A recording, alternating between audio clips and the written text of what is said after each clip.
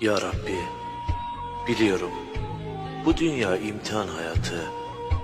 Ama bazen yoruluyor, bazen de dayanamıyorum. Ya Rabbi, beni bana bırakma, beni sensiz bırakma. Kaldıramayacağım yükü yükleme.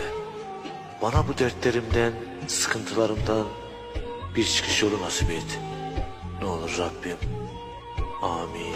Ey Rabbim, göğsüme genişlik ver. Bana işimi kolaylaştır.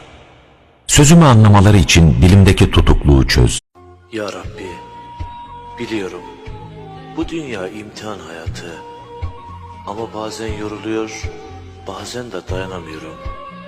Ya Rabbi, beni bana bırakma, beni sensiz bırakma. Kaldıramayacağım yükü yükleme.